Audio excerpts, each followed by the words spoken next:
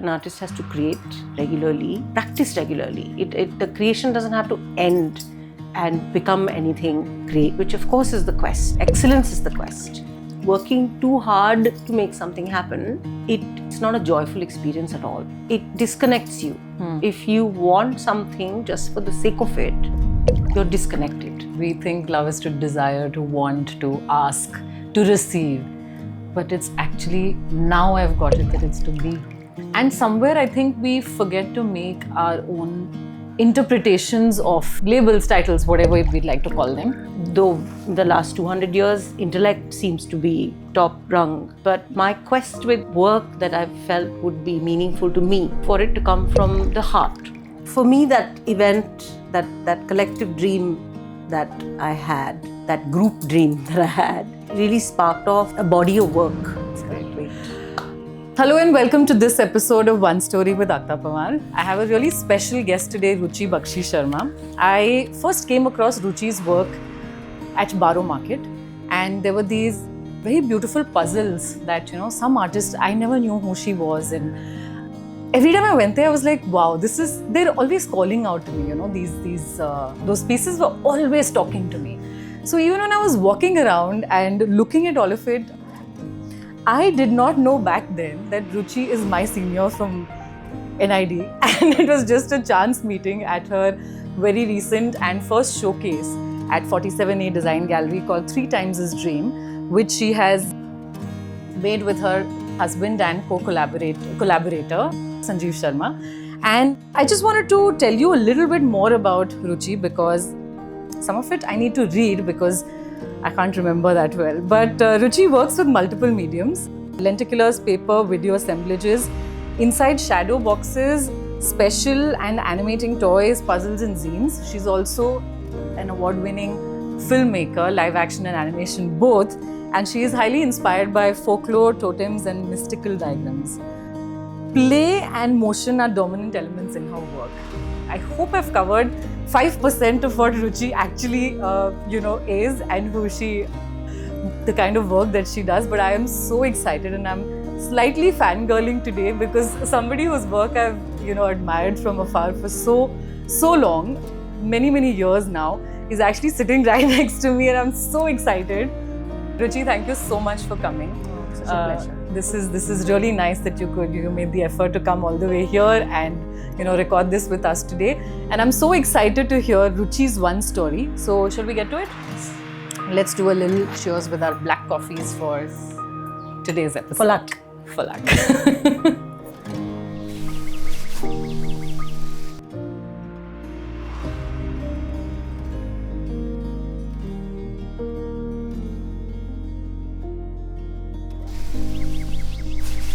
What is this one story that you're going to share with us today? Something that changed your life, something that's really prominent, something that you fall back on. Very, very excited to hear it. My entire show was sparked by an experience I had in the first year when I joined NID, which is a design school in Ahmedabad. There was a place that we went to do a drawing course. Wahan pe I overheard a classmate talk about a dream that he had the night before. I froze over because I had the same dream, but from a different standpoint. And those two people ended up becoming like close friends for life. And I felt like, what was this? It was like a Matrix moment. Yeah. I was like, how can I make this happen again? That was my next quest, which I wasn't conscious of that thing that came up, but I continued for years after that to try and make that kind of a thing happen. And I'm not a lucid dreamer. My son is, so I hear from him all the time how he jumps from dream to dream and how he can control what is happening while he's dreaming. And he talks so easily about it. But for me, I had to create that for myself. And so one of the dreams that I had, which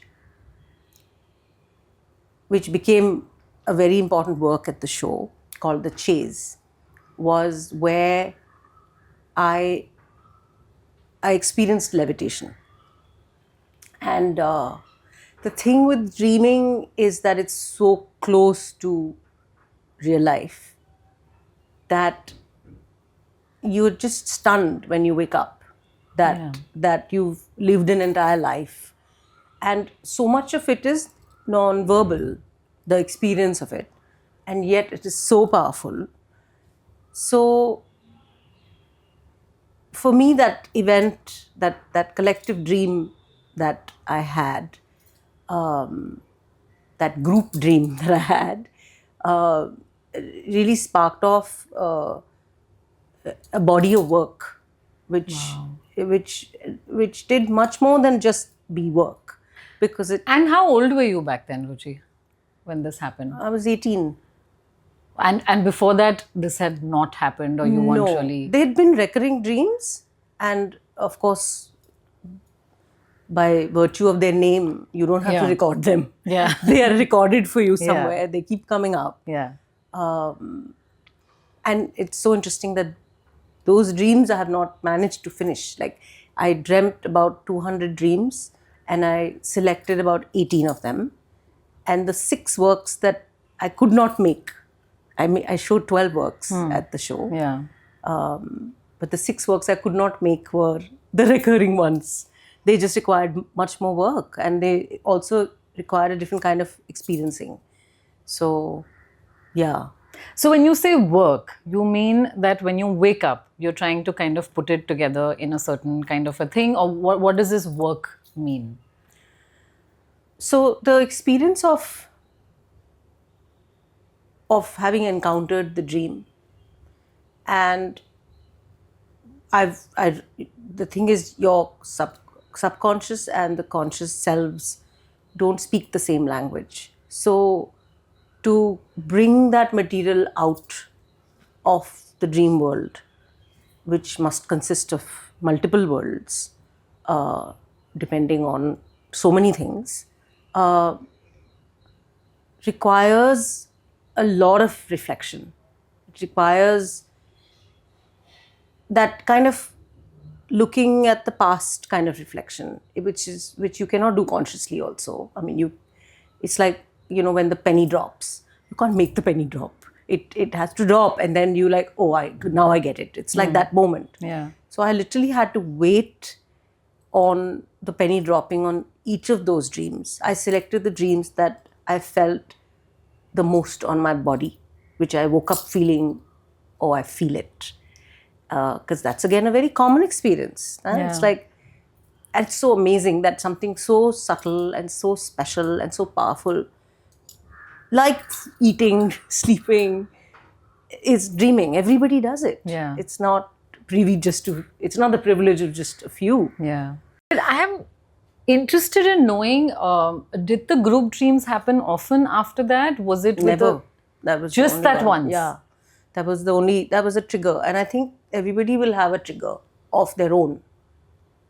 Are you serious? That was the only time you had That was the only time the dream was basically, I saw the 2 people who I did not know. I knew them, but I did not know them at all well. I'd not even really spoken to them ever. It just started. The course had just begun. Yeah. It was like a monument, and they were at the 2 corners. And my other friend had seen, at that time he was just a classmate, had seen me and the other friend at 2 other edges. So it's literally 2 different points of views. Wow. And I have a friend who, just when she came to the show, she talked about an entire dream like that, which she had a shared dream with a friend. But they were friends, and it was also very interesting. 2 people going up a hill, and one friend is trying to convince the other one, this is not real. And the moment she convinced this friend that it's not real, she woke up. So these are just such a transcendental experience that we all have very, very often. So I'm now remembering and recollecting that I had this one underwater dream wherein there is this, it's in Singapore, and for some reason I'm in Singapore, and I think I've been to Singapore and I've seen those, like, that entire aquarium and all of that. So I guess it was that, and I saw a friend there, which was very random. I had not spoken to her in a long time. We went to college together, and now I can still remember the dream that, this is what was happening. We were here and this and that. And a couple of months later, like, I forgot about it. You dream and then you wake up, and I log in my dreams. I just write them that, okay, let me see. And I try to find motives, and I try to find, like, okay, is there a meaning? I love meaning making. So for me, it's always about, like, oh, am I getting richer? Am I getting more abundant? Is all of that happening? And I feel very validated by Google because, like, pages open and all of that happens. So then I'm like, I get about my own day. But I think a couple of weeks or maybe months later, I just randomly, I said, oh, by the way, I saw you in a dream. And she's like, and I saw her uncle also, okay, some uncle which I had never met. And she said she had that dream where she and her uncle were going into, like, I don't think I was in that dream as far as I can, this is many years ago now. But yeah, we had literally the same underwater aquarium thing. It means nothing. It has nothing. Like, I've not really started a journey in that direction. But you're saying, like, it's a trigger. Yeah. Do you think there's more meaning to it? Do you know the reason why it happens? Or is it just like that moment in your life, your one story, basically? I mean, yeah. I think these are travels. It's a travel. For me, dreaming was, and how I understood it as travel was, I realized it was a lot like solo travel, which is when you're traveling alone, especially as a woman also, but also in our younger days, you have to be so conscious of where you are. I don't know if it's a woman or a man thing, but definitely a woman thing. Also definitely a woman thing. But it's just like your guard is constantly up. Your guard like is up. My dream now, Ruchi, is, sorry, I'm like digressing here, but it's literally to have one day of not thinking about who's lurking around, who's sitting here, what am I wearing, is this showing, is that, just imagine the freedom we could feel for a day if that happened. And I constantly am manifesting this right now. I say it to friends, I'm like, what's your idea for vacation? I'm like, where I don't have to overlook on my shoulder as to who's coming, who's going, just lie down on a hammock, look at the sky. That's it. Yeah. So I totally get it. It's a woman thing. The experience. So yes, sorry. I cut you there. But that was really important for me to just get off. Yeah. But you were saying that the fact that it's just traveling. Like traveling. So that experience of traveling to places, and also just like you said, meaning making. It's amazing how the mind does this meaning making. In Aborigine cultures, in indigenous cultures, it's actually they place great value upon dream work. They call it dream work, dream keeping, dream time. They make sure that their young talk about their dreaming, because they say that what you don't address, if the subconscious is talking to you through dreams, if you don't address it, it'll turn up in your life as fate, which kind of just makes logical sense when you hear it even. So for me, that process, it was a calling. I jumped in. I wanted to access parts of me that I thought would be special and it would be just me. Lo and behold, I discovered that it's like a collective space. I mean, my beginning should have told me that. And yet I thought, oh, if it's made up of parts of me, then it'll be about me. It was made up of parts of me, but it was not about me so much. It was about so many other people were visiting in the dreams. So it's really it's a deep mirror into your own self. It's really literally like looking inside, and everybody turns up. There's so many characters, people you meet, and everything looks unlike you know it to look. You know it as, this is my partner, husband, child, home, but it all looks different. Yeah. Which is why it's a lot like solo travel to a new place, because you feel like, इसका नाम तो ये है, but ये जगह तो ऐसी दिख रही है. इस आदमी का टाइटल तो ये है, but इसकी शक्ल थोड़ी different है. And it's not like it's a different face on a different body. It's just slightly different. And so I think it's the way in which the mind is really, it's like a treasure hunt. I won't say it's a test. It does feel like a test also sometimes, which is great because it's like a puzzle you're trying to put together. Yeah. It's been a fascinating experience. I mean, I really thought I'll create this process for myself. How it revealed itself upon me, it descended upon me. So it's been nothing short of magic, actually. And so 18, you're just 18, you're just starting out at college. What did it do to you? Did it like spook you? Did it excite you? Did you, I know like you tried to probably, go back and say, okay, are there more shared dreams? Are there more group dreams? Is that, because I think if I were 18 and I had something, it'd be like, oh yeah, this is fun. Yeah. But then when did that fun for you become like, oh my God, this is me or this is us and this is everybody, right? It took me many years to get there. Yeah. It took me actually, I feel like I understand now. I didn't understand then. But I think a lot of people who create a lot, Ayurveda calls them Vata people. They are the air people, which means that they are हवा में उड़े रहते हैं, जैसे बोलते हैं ना, वो करेक्ट है वो. So now the thing is, जो हवा में उड़ने वाले को जब तक ग्राउंडिंग नहीं मिलेगी, until they are balanced. Yeah. Also, it's, so when you're younger, you just want to fly. And when I speak to younger people now, I hear them speak that language. And I'm thinking, okay, ठीक है. But there's obviously everybody doesn't speak. Everybody doesn't have to do things in an exact same way. But there is some wisdom to it. We are, or like one of the works which became a coffee table, one of the dreams that became a coffee table. It's about the different life paths we take and how we keep jumping from literally different paths into different paths into different paths. And sometimes you are suddenly in a different path and you're like, who cut me off? I mean, how did I fall into this universe, this timeline? But that keeps happening. It's again a very common experience. So anyway, grounding is what, and literally running a home, becoming a parent, literally it's like the daily drudgery of life is what actually grounded me. Wow. And I feel now I understand, इसीलिए जल्दी शादी किया करते थे. Because ताकि grounding रहे. Really? Yeah, it makes sense, because if you don't, and we are going into some other zone. But that's absolutely okay, because it's your journey. Yeah. No, but I mean, actually, I wanted to come to this because 18 is actually a really young age.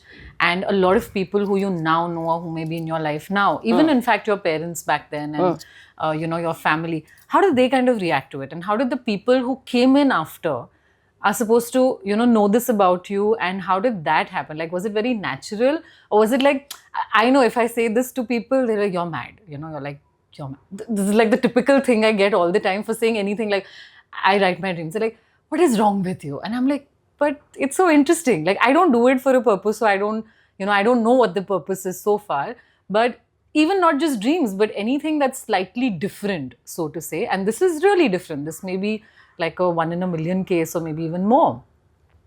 So how did people around you react? How did your parents react? Or, did they say, don't do this, this is silly? Or did they encourage you? I think that this is something, because it's so, also the experience itself is common.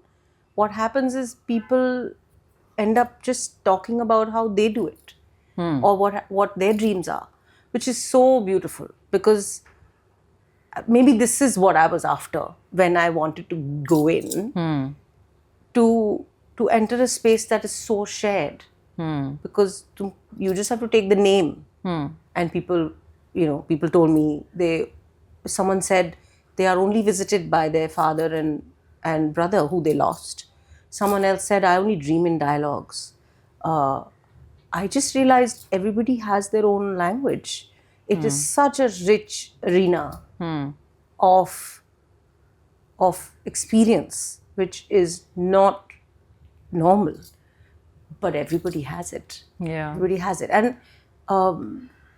just just do, and it's like so many other practices. You just take a few steps towards it and it comes rushing towards you. It's such a special experience. That's so true what you said, because I do that. I lost my father 25 years ago. And every time it's like, I just want to know, okay, are you there, like somewhere? Don't tell me where you are. Don't tell me what is happening. But I've had a dream. Yeah. I've had a dream, and the dreams have also, the most recent one, because this is his 25th death anniversary. And the most recent one, which I had last week, was he's sitting at an airport lounge, like he used to work at an airport. So he's at an airport lounge, we're all there. And he's just like far away, and he doesn't look up. He doesn't come close. He doesn't talk. He doesn't say anything. And he's just there. And he's there in a version, probably he was in the 70s or early 80s, with that kind of a fashion, like I remember everything.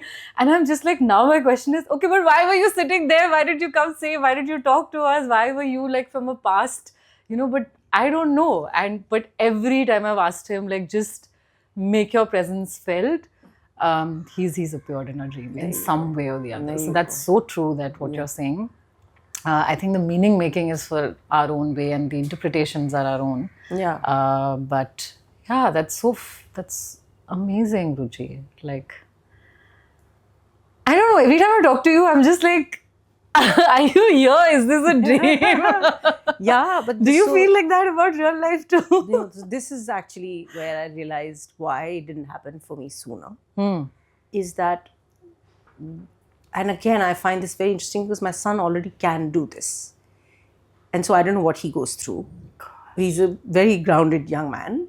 But for me, because I had to create this entire practice for myself, it's not like I knew what's going to happen. It really went like a block, Lego block. Dheere ek laga, dusra laga, oh, acha, aise. It took like a good 6 years to kind of start to finish, like, the dreaming and the dream keeping and the dream understanding for myself took almost longer than the actual making of the work. Was that once I entered that world and I had a few experiences in which I saw myself, it in a way changed me and the way I look at the world forever. Because when I came out, and because I was practicing it so regularly, there were various moments where when I came out, I was like, oh, everything looks so similar in that world and this, that the moment you go there and question, is this real? You are bound to come out and question, is this real? And all the esoteric material that belongs to our country, older wisdom teachings, this is what they are saying, that when you wake up from this life, it'll be like, oh, it was just a dream. And so I actually experienced it through this process. Otherwise, it would have just been a line I've read somewhere. I'm having so many more questions because of what you're opening up here. So I think, Ruchi, what you just spoke about, I feel like the term artist is literally that, right? That there is no path, and there is no one like, okay, I want to be like so and so, or I want to do so and so. It's basically your life, your experiences, you making meaning out of it, and then sharing it with the world is, I think, what the literal definition of an artist is, or should be. If it is not, I don't know actually what the dictionary definition is, but that is literally the reason, I think, why you are an artist, because you were triggered by something and you made some meaning out of it. Whether you're really there in that journey or where you are, that I think only time will tell. But I am in awe and I'm so fascinated by this right now. But tell me something. You spoke about like grounding and the fact that marriage and children and all of it has grounded you in a certain way. Do you think being a mother has taken you closer to this process, to the dreams, or has opened another chapter? Or has it kind of, like we say, the domesticity, it's a very feared term in today's feminist world, that, oh my God, all these responsibilities and all of this. And I know some women who enjoy being a mother, like it just opens them up, like it changes them in ways that are just magnificent, right? And then there are, I don't think I know anyone who's unhappy, but then there is also the other side, which is, it's a lot of responsibility and all of it. So, how did you navigate that journey? And did you for some time go away from it, delve deeper into it? And then your son also is someone who lucid dreams. Yeah. So, it's like a family, almost an heirloom or a legacy that's been passed on, right? So, what do you have to say about all of this? Yeah. Big question. Yeah, big question. Long question also, Long actually. question. Yeah. So, I think the most important thing is how do you. This title giving is a very difficult thing that we fall into, and it's a very interesting relationship that we have with this title. Some point of time, I think we aspire to something, so we give ourselves a title. Then, as we move nearer to it, it depends on our ability to suffer. So we go into it, we come out of it. So many times you'll go close to it and you have imposter syndrome.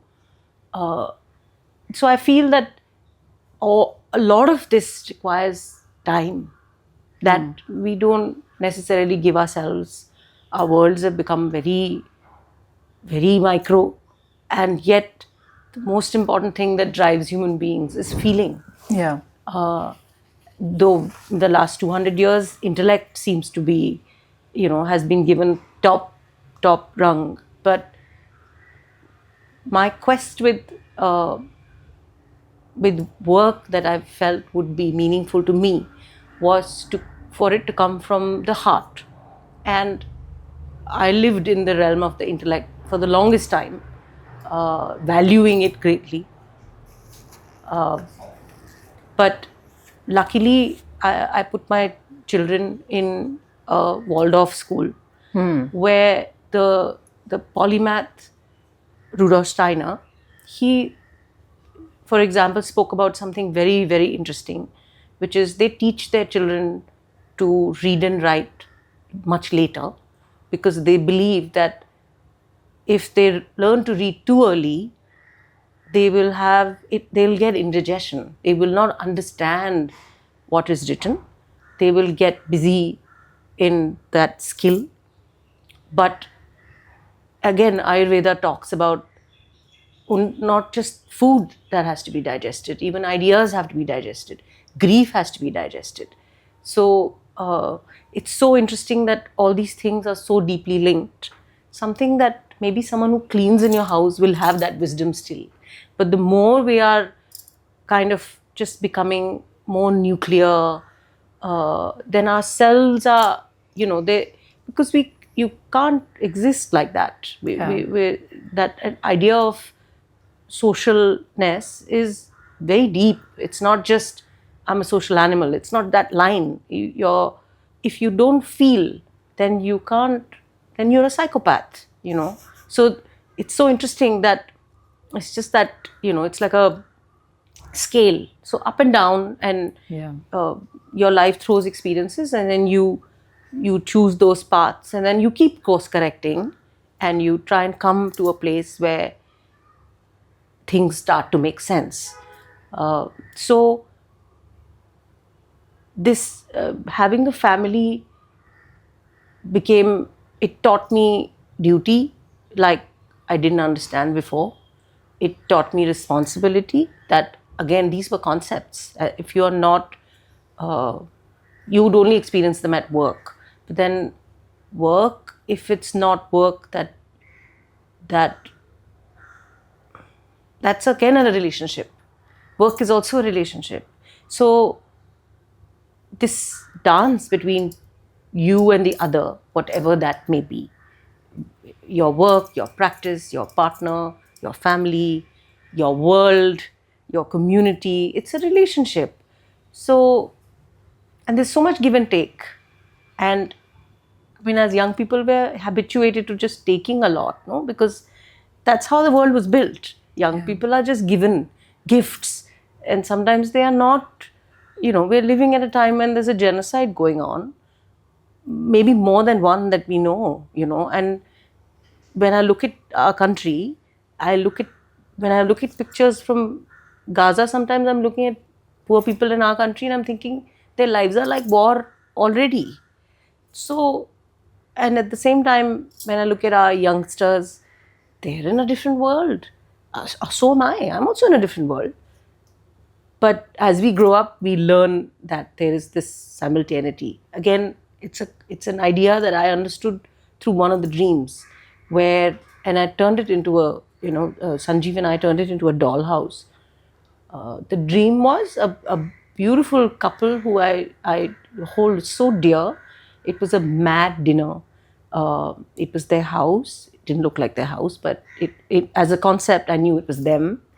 There was all kinds of things happening on the dinner table. There were little people walking. There were bowls with, hands were coming out of the bowls to take more food back in. It was wild. And outside, the world was freezing over. There was a huge wave. And at another level, whatever was happening at this level, something else was corresponding to it at another level.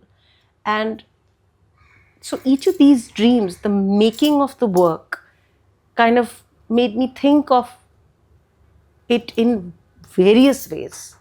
And I realized through that work, through that making, through that dream, that there is a simultaneity in our lives at all times.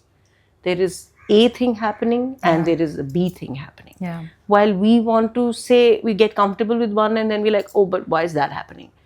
Why is not a question that's worth asking. I think it's a huge waste of time. Yeah. As a kid, yes, that's a good question to ask. It's a good question to ask, but we can't overdose. Many times in the realm of the intellect, you just keep asking why, and it doesn't get you any closer or out of the Chakravyuh. It's very true. Yeah. Because I get stuck it's called getting in your head, right? You just start living there. And I've realized that this year it happened a lot because of the way the industry is and there's not enough work. And, you're just constantly like trying to rationalize everything. And sometimes there is no answer. And I feel like for me, doing has really helped. Like, okay, let's just do now. Okay, what can I do with my hands? And that's what they say in therapy also. My therapist also says the same thing. That, listen, can you for 1 second, like just stop thinking and maybe do something. Beautiful. And, just create anything. Make a cup of chai if it's nothing else. Get out of your head. Because, in your head, it's just like thoughts banging against each other. And that's so right what you're saying. Two other things, Ruchi, that you said really made me think also, that connection. What does it mean in today's world, and especially with all of us living very nuclear now? It's like, sub-nuclear, I don't know if that's a term, but like all of us trying to be alone. And in my 20s, it was like the biggest flex I had was that I want to be alone and I want to be this strong, independent woman. And today, if you ask me, I want nothing more than my family to be around. I want nothing more than a good set of friends to, community basically, right? What is it that there's nothing that I want to do alone except for probably writing and work, which everybody does alone. But, and Bell Hooks talks a lot about this, right? And I'm very inspired by her for the fact that if this system is not working, it's not just that, oh, we reject the entire system and say, okay, I don't want love in life and I want all of it. But I don't want it the way you're presenting it to me, right? Verbatim, I don't remember her, lines, but I'm really inspired by the fact that if you're not okay with the world, like you're saying, right, that it's all simultaneously happening, but it's about what we look at and what we take and what we build from there, right? So that's the universe that you're creating for yourself, and that's absolutely what you have done. And the other thing about labels that you said, I remember when my graduation film, the output had just come. It was that day, or I think early that morning, like at 4 5, we had finished after the CC and taken the final output, and I put it in my hard drive, and I was like, I'm going to go from here now. And I was in a friend's room and I just saw Abbas Kiarostami's book, and I picked it up and I said, okay, now this big journey, how difficult it is, right, to submit, and then there's the graduation doc and all of it. And I'm like, just tell me what to do now. Like, where am I? What is happening? I love doing that, like that with books, right? Yeah. So I just opened this page and there's just one quote there which says, I don't remember if it's the only quote, but the thing I read was, when you're not making a film, you're not a filmmaker. And that is the day I just left that baggage and that label and everything there. And since then, I've never called myself, this heavy word of being a filmmaker, because I may aspire to, I may make a film, but right now, no, I'm not doing it. Sometimes, yes, for our resumes and stuff like that, we need to say, oh, writer, oh, this, oh, screenwriter, whatever. But it's too heavy to live with these, titles. And I feel like that's why I feel an artist is not a title, it's a way of life. Like you're living, it's not really, oh, she's an artist because she draws and paints and does whatever. She's an artist because she's living like that. She's trying to make meaning of, something that nobody else has had before her, which is her life, right? Thank you for that, for making me have these realizations about, and making me remember these memories. Yes. So just like your quote, I think maybe a little late 20s, I came upon something that a very dear friend of mine brought to my notice. It's the Japanese printmaker Hakusai. He has said in one of his memoirs somewhere, he says, okay, now I have learned the craft. Now I can make art. He was 88 years old. Wow. And the moment I read that, just all my pain washed away. All the pressure of having done something amazing by God knows what age, it just melted. And I mean, I think that should be handed out to every young person to put on their board. I will do that. Because that is the right way to look at any kind of making. Because most days I feel my life is over. No, really. Like, this is what they tell you. Single woman, not married, no children, also not doing great career at this point in time. Which is the truth, because nobody is doing. Who's doing now? The world is collapsing. In the middle of the resume. Like, that is really the state. Yeah, I mean, like, the world is literally collapsing as we speak, and I'm still looking for jobs to do. No, That's wonderful. So it once that, and really literally once that pressure was off, all I could concentrate on doing was I just have to learn, and that's so much easier than fitting a title or anything. Then you're just free to learn and be. And every time that pressure will be there. Anytime you make something and you put it out there, it'll feel like, is it good or not? Like, again, in my children, I've noticed that my younger daughter, she doesn't have that pressure. She just makes. So, but my son is coming into teenage, and he is now on his own only tearing something before, and saying it was not good. So that self-critical voice has come in, but it was not there before. So again, another thing that Dr. Steiner says is, which I learned through my children, is that we will require different things at different times. We are not just one mass. We will our requirements keep changing, and as our awareness about the world and ourselves changes, everything changes, because that's all we are. We're a perspective, and that perspective is constantly changing, but we are saying, oh, but I'm this kind of a person. So that conclusion also starts to shake off, and I feel like a lot of these conclusions are also not our own. We've absorbed them from home, workspaces, samskaras, older things that we come here with, certain things we practice, we are good at, certain thoughts we can't get rid of, that don't make sense where we got them. So many times you'll perceive what someone else is experiencing as well, and you'll wonder why you're feeling that way, and you can do something and shake it off. Sometimes you can't. So again, it's the very collective world that we are a part of. If you look at the entire world as one body, then the areas that are burning are also a part of that same body, which is why we feel so much emotion about someone else who's suffering, and we know it also somewhere. But then it's like day life and dream life. You hold that and you live this, and then you live this and you experience that. But the interesting spaces, I think, are the liminal spaces, which are the in-between places. The threshold of a doorway, is Delhi's. You go in there. It's the in-betweenness which I'm beginning to hold sacred now. And this project, this 3 times as dream, really made a lot of these things. It made those things available to me. Those in-between spaces, because I feel that again brings me to one of the works, which was a bench, it was a clock, it was all the main characters from all the works in that one work. And what it was saying is that if you don't experience something, if you don't feel it, then that number, that time is just a number that you have. So again, how do you make anything yours, is by going through it deeply, not by rushing or running from it. So it's a very uncomfortable space, though.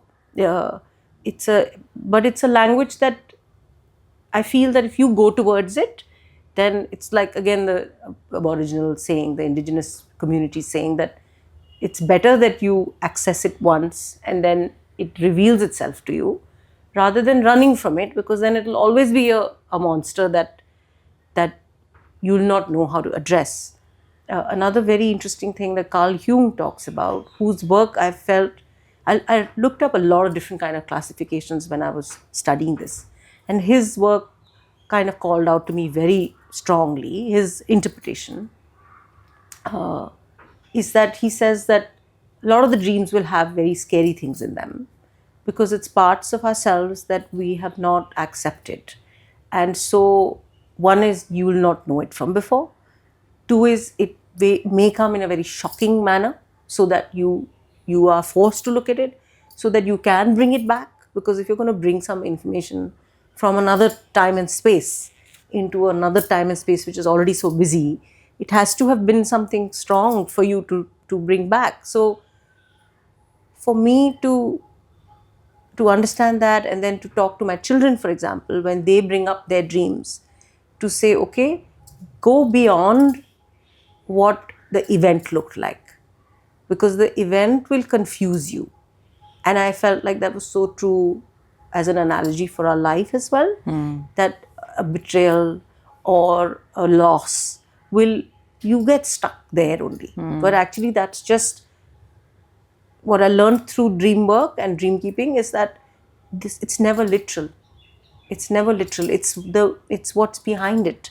So the day our show opened, my son calls me up at 5:30 in the morning. I was living in town where the show was opening. I was set up at the night before, so I was not with him. And he called up and said, "Mama, I had a dream that I went to the beach, and every time I jumped on a rock, a year passed. So by the time I came back, the road was a bit broken. Nobody recognized me. Maya Gauri had grown up, as in she'd become 11. And you were the only one who said, let's take him in and give him a bath. Then we'll see." So I told him that you are changing so much, actually.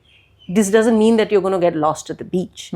It means that you're changing so much you don't recognize yourself. So it's just a metaphor that the dream, the meaning making of us on this planet, with the kind of, with the kind of brain space that we are used to utilizing. It seems it used to be different before, but it is this now. It's how it's the kind of content that we make, and that's the symbology, and there's different ways to understand it. But he eased in. When the moment I said it was not about getting lost, but it was about, but it had a message, a very strong message for him. And then someone else pointed out later that if he thinks that you took him in, even though he didn't look like himself, then somewhere he believes that you will be there for him no matter what. Yeah. All of these things. And again, it's such a shared kind of an experience. We all feel like, पता नहीं मेरे रास्ते में क्या आ जाएगा, ये मैं टूटे हुए रास्ते पे तो नहीं चल रही. All of these questions everybody has. So So this coming together of a lot of ideas, uh, a lot of assimilation happened for me through this work, and I feel that one other thing that an artist has to do is that an artist has to create regularly, uh, practice regularly. The creation doesn't have to end and become anything great, which of course is the quest. Excellence is the quest, but that's a very large Yeah. canvas, and many times we only have so much time to create something, which is very interesting. A lovely friend of mine performed at the show, and she said, I don't know what I'm going to do. I don't have time to prepare. And I said, but your entire life is already that preparation. So you're prepared. It's just that we always feel unprepared. But your entire life is anyway that. So don't worry, just be, just do. So, And I think one of the things you said about titles and labels, so to say. So I think we fear them because we're like, okay, mother means this. I'm supposed to do this, right? Artist means I'm supposed to do this, or whatever it is. As a boyfriend, as a father, as a sister, these are the things that are expected out of me. And somewhere I think we forget to make our own interpretations of all of these, labels, titles, whatever we'd like to call them. And has that been very important for you in your life, that you define it in your own way, like you're also doing so much of meaning making from your dreams, and the show is there and then there'll be something else after. So even with all of these other labels that you have as a woman, right?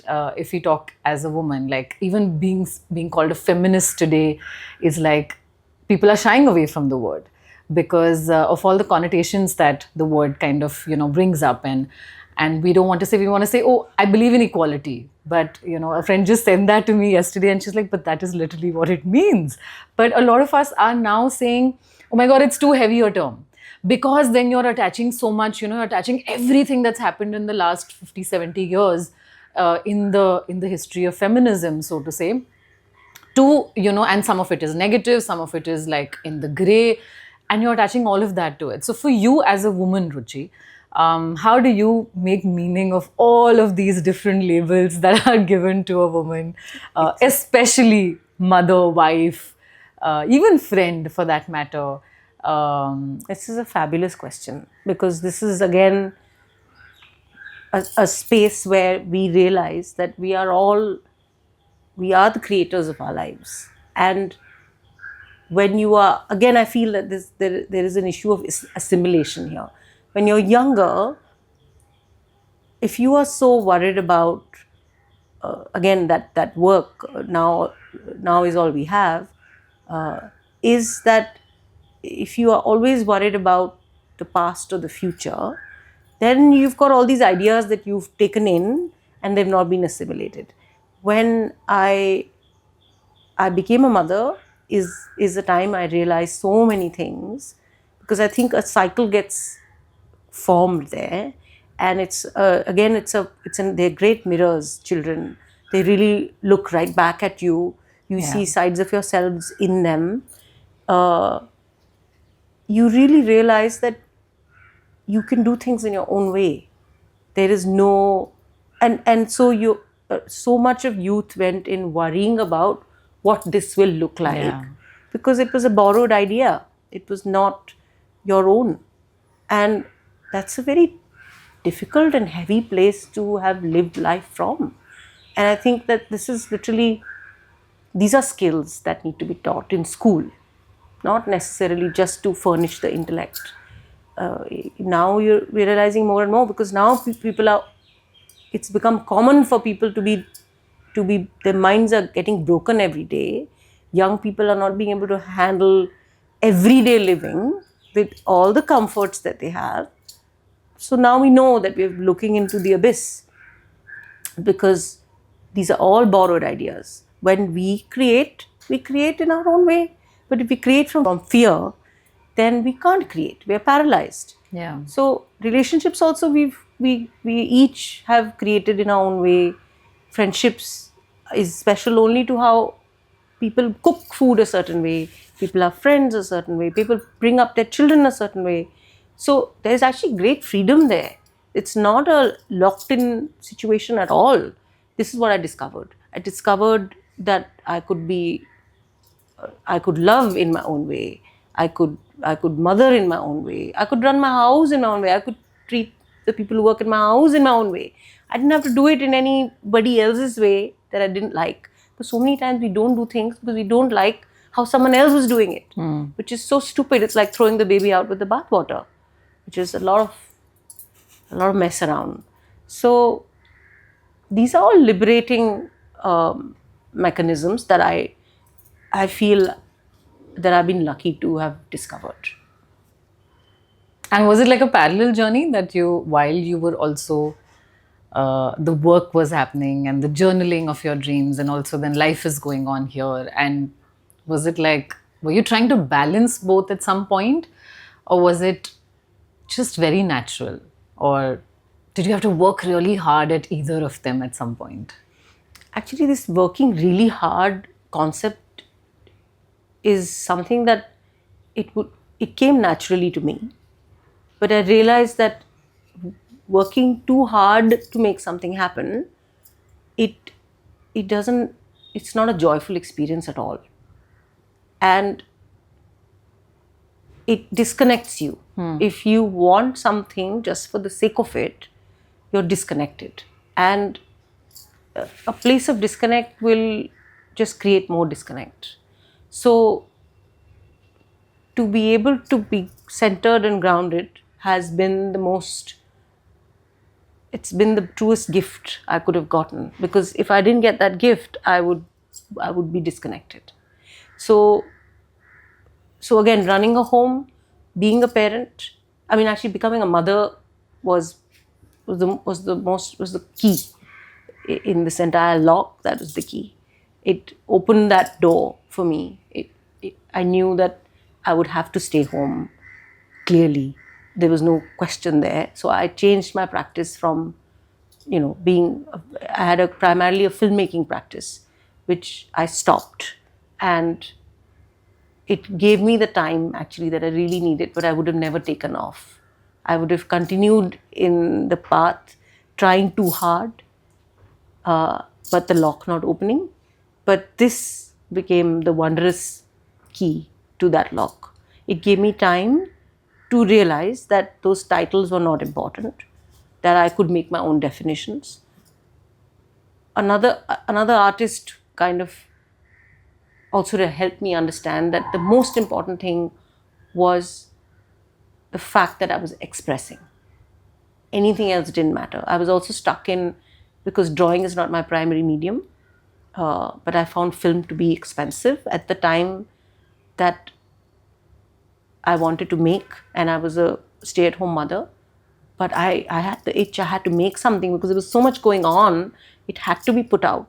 So I ended up making these little diorama-like boxes that once I made them, I realized I was making my own television with my own characters in it, which was made out of paper. And it was such an interesting thing. You never go away from any practice. All these are skills you have made your own. So like you said, you're an engineer.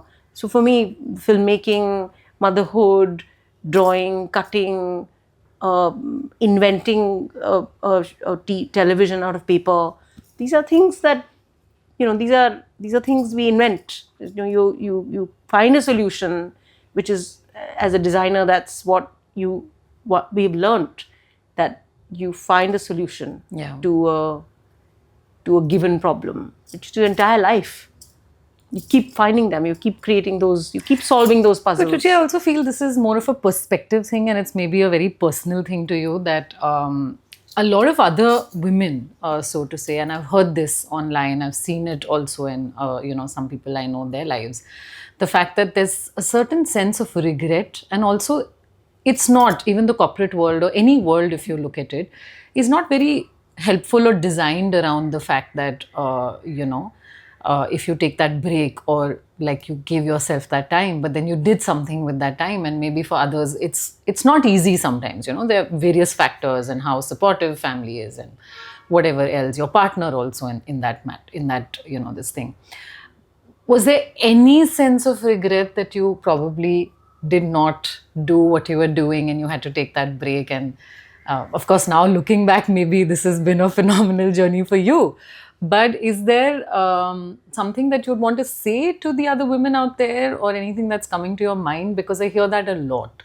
That there is that sense of like, why do we have to give birth, or why is it's somewhere not embracing. I'm not a mother, so actually I shouldn't be talking about it, but I'm still asking you this question because I often wonder, these choices that we make, and for them to actually bear fruit in the way that we may not even imagine that it's going to end up being like this. What would you say to other women out there who may not be as enterprising as you, if I may say, in that sense? Enterprising may be a slightly harsh word, but it's, I think, your perspective that, okay, now I have this time and what do I do? And I start cutting and I start making, and then, that one thing leads to the other. I think it's an attitude that there is a play-like attitude that I feel is very special to living life in a world full of so many simultaneities. Yeah. It's easy and dark at the same time. It's joyful and regretful at the same time. There's so many emotions and feelings we hold simultaneously that this sense of wonder and play is a good thing if we can carry it into adult life, because and we have those beings in us. We still have the child there. We have all those beings that we've been. And again, this brings us to the idea of time and rhythm, is that you bring out whatever's necessary whenever needed. They're all in there. The gentle being is there. The wild being is always there. The comforted being is also there. The restful being is also there. I think it's a very soulful answer, not just for women alone, but for anybody for that matter, to keep that play alive. I think you are alive, right? Yes. Yes. That's really and nice. You'll see a shopkeeper like that. Yeah. You'll see a pani puri wala like that. Rickshaw guy, especially your taxi, the Kalivilis, a lot of them are like that. Yeah. And I think, the sense of wonder, and that's why they say that to create anything, you have to be like a child, no? And what does it mean to be like a child? Is to play, is to have fun, and not to really look at... To laugh at yourself, to laugh at life, to find what's funny in it. It's, I think it's a good way to get by. Wonderful, yes. When I was younger, we were again, another false truth that we all grew up with was that art create karne ke liye you need to feel pain and aise dard. And if you look at even the Hindi cinema, like how it kind of, at least in the 70s and 80s, kind of immortalized pain, and whether it was Guru Dutt Sahab or, all of his, the way he was kind of portraying it, that if you have to create art, you have to feel like, sad and aise toot jana padta hai and whatever. And I remember when I was a copywriter, I had just begun in advertising, and I was like, okay, I need to write this line, and now I need to feel pain to write it. Probably, I felt heartbreak. I obviously had my dad's, thing, all of it. But I was like, no, I need to like really, So then Ogilvy had said that he sits with a glass of scotch, I think. And my dad's stash was there. I just poured myself a glass, and I'm like, I'm going to drink and I'm going to like ruminate and feel pain, and then probably I'll write like the line which will win me something or whatever. I fell asleep. I slept so well. And then I realized, whiskey means I will sleep well tonight. But no, jokes apart, I think this is a common misconception now that I'm older, wiser. That you need to be broken, you need to feel pain. Of course, you need to feel a lot of emotions as a human being. We feel, right? We spoke about feeling. But looking at you, I feel like, you're a family person, you have children, you're also, you live with your family, and you often talk about your parents, your mother, and your, mother-in-law. And we've had those conversations about the sari and all of it. And I feel like you look like an anti thesis of what an artist is supposed to be, right? Like scooped up in a corner in their studio, like thinking and like traveling alone and all of it. And you're not that. And because you're also escaping into the dream world, so to say, right? That's your escape, and that's where you kind of build your canvas. So, what would you have to say about this? I think feeling something strongly is definitely very high on that person's radar who needs to make something that makes another person feel that. Like with food, you don't have to create from pain. You Yeah. have to create from Love, joy. from love, joy, alchemy, the science of cooking, Yeah. the emotion of nurturance. So I think with different mediums, you need different emotions. There must be no set, again, conclusions as to how something should look like or be, which is what we realize as we age, as we come into our own. Actually, that is a better way of understanding, which is when you notice that older people seem to be more comfortable with who they are, Yeah. is because that much time has been allowed, all those ideas have been assimilated. They are okay with being many different things at the same time. Again, the idea of escape for me became dreaming. That if I needed to go somewhere to create something, but I couldn't physically be away from my children, then this method became available to me. It was there. Like always, all the solutions are really out there in plain sight. We're Yeah. so fortunate. We don't need new spaces, but we need new eyes. And we can totally give them to ourselves. These are gifts you give yourself. A good perspective, a good healing, time, waddling if you have to, in whatever emotion, which again, it's not something I've been good at. I've been such a runaway from a difficult idea and do. So when you have people like that who are seeking validation through doing, they don't know how to stop and be. And I have a lovely young friend who brought this up for me, and she said, "We're human beings, not human doings." But we don't know how to be. I mean, I struggle with learning how to be, and that's a stage of my life which I'm going through now, where I'm enjoying being. Yeah, I just wrote this yesterday that, even to love, we think love is to desire, to want, to ask, to receive. But it's actually, now I've got it, that it's to be. And just to be for any kind of love, whether it's, a parent's love or a love for your partner or, even for your pet.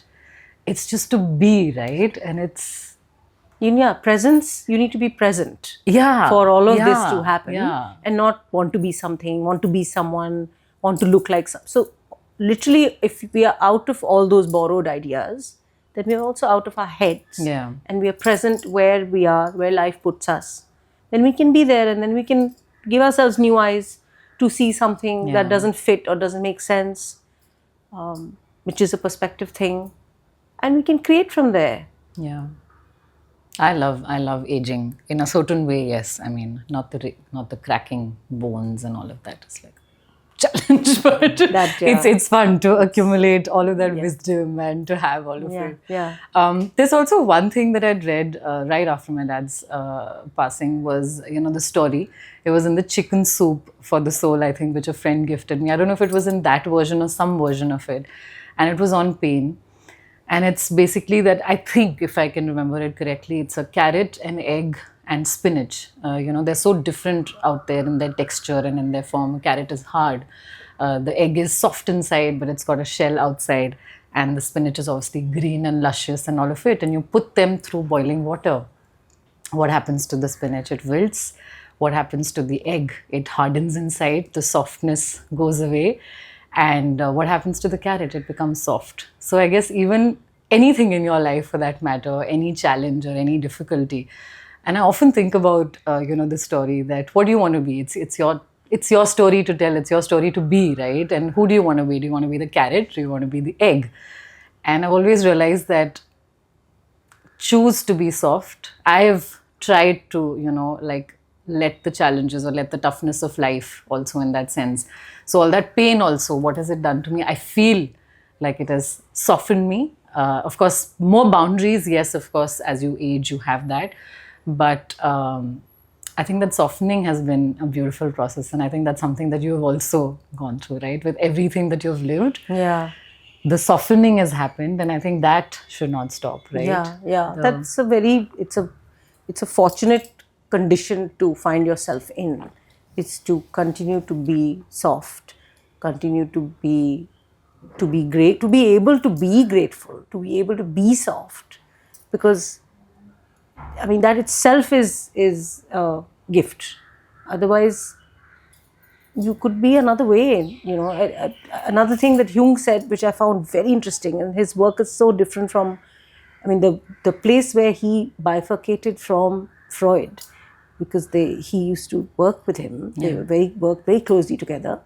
Is that Freud believed that when someone came to him with a problem, he was a patient and Freud was the doctor.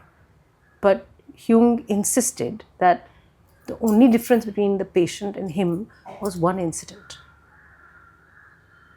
And I feel it's another very important part of my life's journey is to understand that with people. And again, it has to do with how we conclude things into roles and what we like and what we don't like. And we kind of try to make sense of the world in this way. But the way it ends up limiting us, then for years we are stuck and disconnected again. But to not be stuck there is to kind of understand how everything has its place. So a lot of our emotions are also very like binary. So I've been also very binary all my life. It's either this or that. And now I feel like I'm at a stage where I'm enjoying the understanding that things can be both, and that everything can have many things in them, and that is just also really a special way to look at things. It again invokes a strong sense of wonder, because you're always like, wow, how does this look like this? How is the world this way? Yeah. How can we contain so much? My God, it's a trip. Such a trip.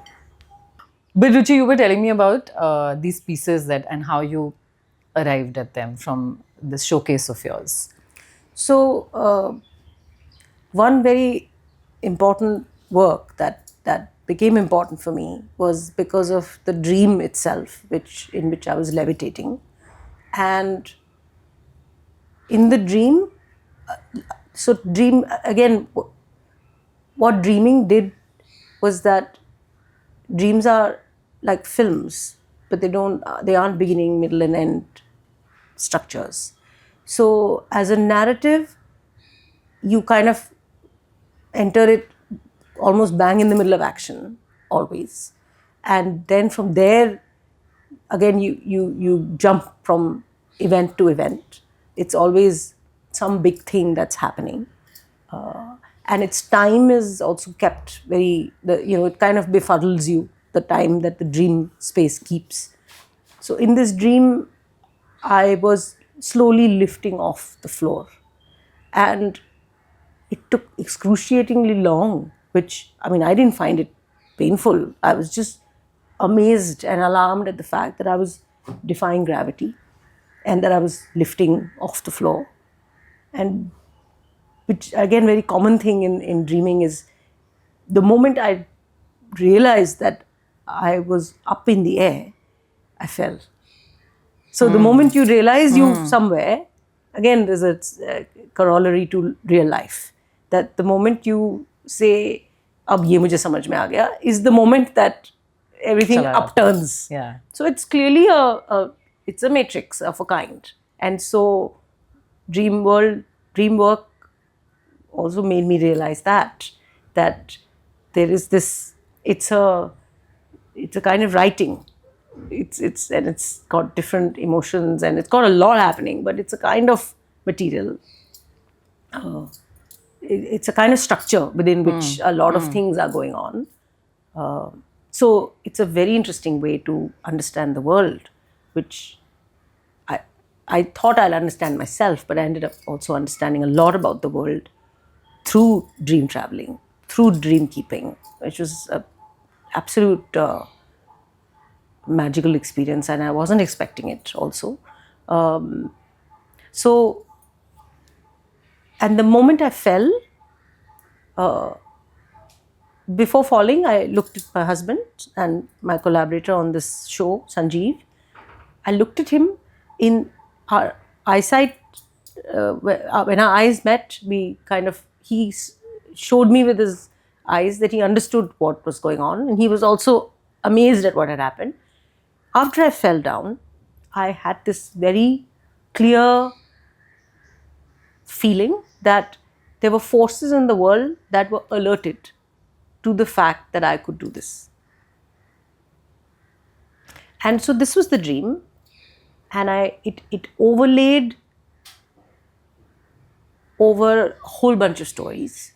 A few years before, I'd gone on to look to Jammu. A few years before, we had gone to Jammu to look for my Kuldevi, my family's Kuldevi, whose story I wanted to unearth. So we have family deities in our our culture, and it's quite an amazing experience to go looking for your story. And the reason why I went looking was I was certain that, just like my other experiences in life, I felt like if I pieced the story together, it would be different from how I've heard it. Which, again, as a woman, there are a lot of fasts that are part of your culture. Yeah. And I have learned that those fasts are there for a reason. That mostly they are for your body. They were meant to be something. So many times we are losing the essence of something, and we're carrying just the empty ritual forward, which has happened to us as a society. Yeah, yeah. And now we are, now when we're moving towards so-called fascist world, it's the perfect example of the same thing, which is that the khoka remains, the shell remains, but the inner meaning is gone. Yeah. And the inner feeling is long gone. Yeah. And the understanding is far, far away. So it was a very interesting journey that me, Sanjeev, and Jadu, my son, we went on. We discovered an entire mountain range, which was called the Trikuta Mountains. And when I had this dream, I realized that in the dream where I went, after these forces came looking for me, was a lot like that mountain. And so in the work, The Chase, I have drawn, it's almost like a triptych, basically, where there is a lower world, where there is a lot of action that's happening, but everybody is sleeping, eyes are closed. It's like unconscious action, which the youth has, or in the world, you would imagine that the netherworlds would be like that, where people were so lost that they couldn't be present. And because they were not present, they were not connected. And hence, they didn't know what actions were being taken forward. But in the middle world, when you have more consciousness, is where my central character was. And she was in flight. At the same time, it was a kind of ecstasy that she was experiencing, because she had, she was rising from the waters of the subconscious. Her feet are submerged in water. And there was a chase that was ensuing. So coming back to the Kuldevi story, it was a young girl who, there were many stories like that on the mountain. It was not one story, but there were a whole bunch of girls who had either healed or predicted, and before they became goddesses, they were probably just women who had very good intuition, who had a good sense of what things to mix, and then the alchemy kind of turned something to look like magic, which again is happening in our lives all the time. Is that you don't know that magic will form, but you just follow your gut, for which you have to be connected to your gut, and then magic can happen. So the fact that there's a lot of themes in that work which revealed themselves to me, and then I revealed them for everyone to see, first for myself but then for others to see, which was then the top world was where there were people who were observing what was happening. They were looking at the action and then they were observing, which the entire dream work also did for me. It made me look at myself from an outside place, which I had never experienced before. But that gave me, that perspective was the most magical of all. To be able to have that view at all the action, because there will always be all that action. But where are you standing? Yeah. Like, and I've been in the lower places, and I've been in the place of action. Like right now, I'm in the place of action. But through dreaming, I got a taste of what it means, you know. to- And in a lot of our scrolls, in our our craft work, always gods are looking down. Yeah. I mean, even in European work, there's Yeah. that idea of somebody's looking down as an observer. Yeah. कि, oh, देखो क्या हो रहा है. Which in our own lives also, when we look at another's life or difficulty, it's an observer's point of view.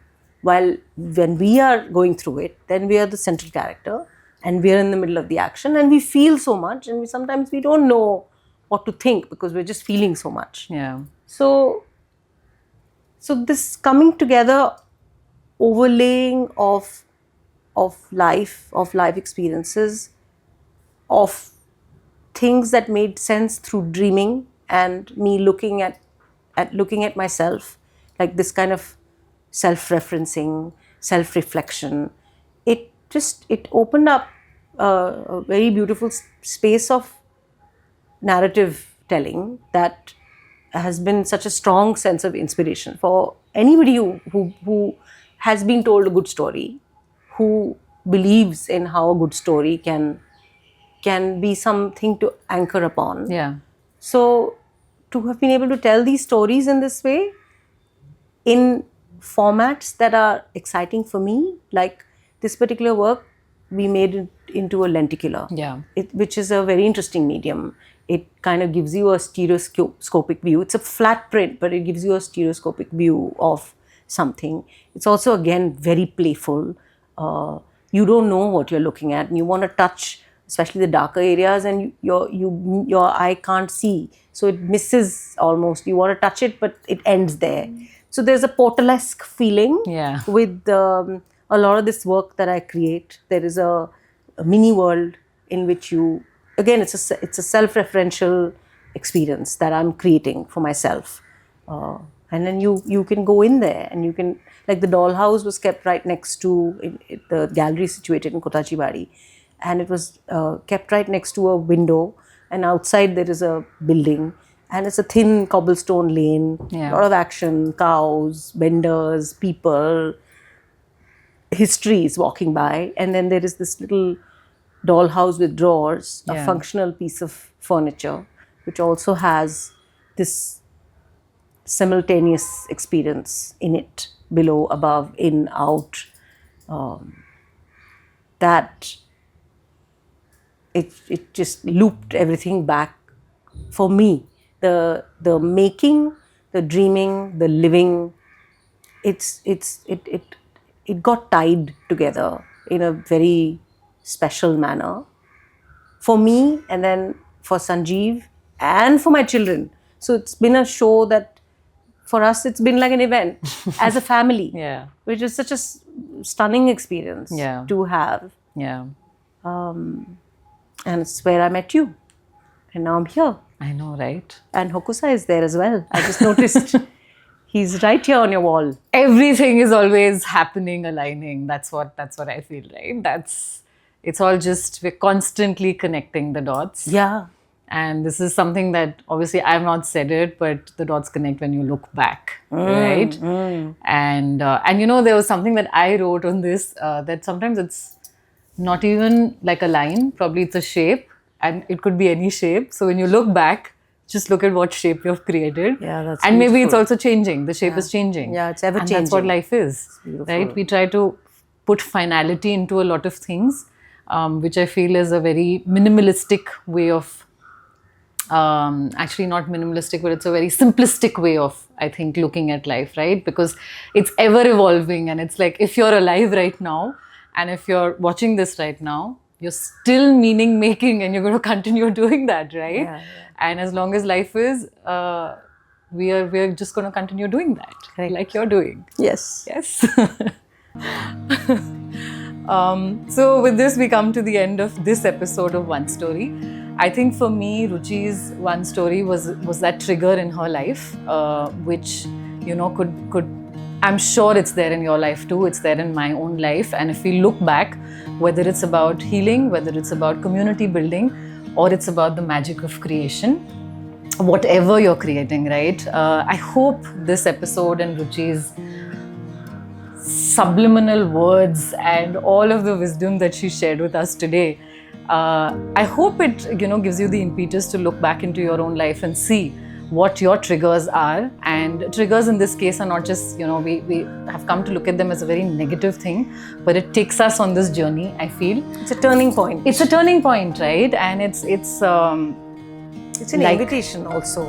Yeah. It's actually an invitation. Exactly. So I hope, I mean, I'm sure all of you, you know, have it. And if you're watching this right now, I wish you have the courage to look at it and the compassion to look at your own journey with that beauty and with that sense of wonder that Ruchi spoke so much about. And I think that was my biggest takeaway from this. Ruchi, anything you want to say towards the end? Yeah, I mean, thank you. This was so beautiful to be able to speak about, because I think when you talk about your life, it kind of, it gives you again, it's like an outside view. It's again a very special experience. Yeah. You have a top view on yourself suddenly, Yeah. a bird's eye view. Yeah, thank you. But thank you, Ruchi, and thank my stars that I made the effort to go to her, exhibition, her showcase, and I think for the better it has changed. It has triggered something in my life for sure. And also just meeting you, Ruchi. Thank you so much. I'm so grateful that you came and you shared your story. Please keep watching One Story with Akta Pawar, and if you have anything that you want to share about this episode, please do share it with us. Thank you. Bye-bye. यार I am impressed अगर आप यहाँ तक पहुँच गए और मुझे अभी सुन पा रहे हैं, इसका मतलब आपने पूरा एपिसोड अच्छे से सुना और देखा है. एंड अगर ये कर ही लिया है, अगर अच्छा लगा हो तो प्लीज़ लाइक बटन पे एक क्लिक कर दीजिए. एंड अगर ये एपिसोड सुनते हुए आपको किसी की भी याद आई हो, या किसी दोस्त की आपको ऐसा लगा हो कि ये वन स्टोरी उसके लिए बहुत ही ज़्यादा रिलेटेबल होगी, तो प्लीज़ उसके साथ शेयर करो. और अगर ये दोनों काम कर रहे हो तो यार फिर तो सब्सक्राइब कर ही लो. One story with Akta Pawar. Thank you.